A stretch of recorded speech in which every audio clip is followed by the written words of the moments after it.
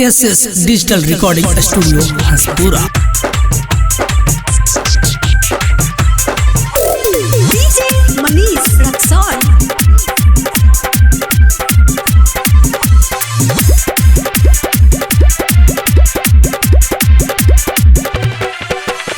इक्कीस के होली में केहू न बोली ना केहू रही डार के, ना केहू रही डार के।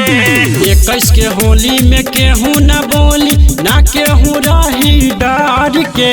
रंग सयारवा धर के, रंग सयारवा धर के, लहरी में खूबे रगाड़ के। रंग सयारवा धर के, लहरी में खूबे रगाड़ के। रंग सयारवा धर के। SS digital recording studio Hanspura.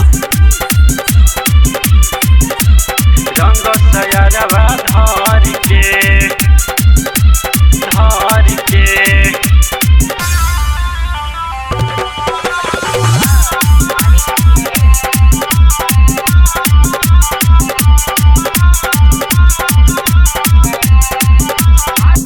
अब की होली में फाटी खूबे चोली। रही तबाह भौजी लोग के सब सहेली, लोग के सब सहेली।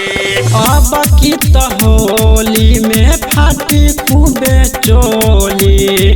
रही तबाह भौजी लोग के सब सहेली। रंग सखूबे लैकन अब की भौजी के पकड़ के। रंग सखूबे लैकन अब की भौजी के पकड़ के। रंग सयारवा धर के, रंग सयारवा धर के, लहरी में खूबे रगाड़ के। रंग सयारवा धर के, लहरी में खूबे रगाड़ के। रंग सयारवा धर के। डीजे मनीष रक्सौल।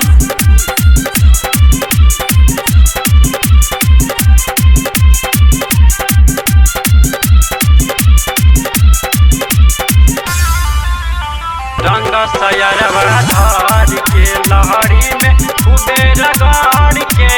रंग सयारवा धर के।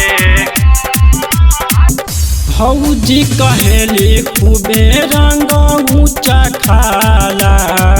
नाही तो हम अब करे लागब हाला, करे लागब हाला।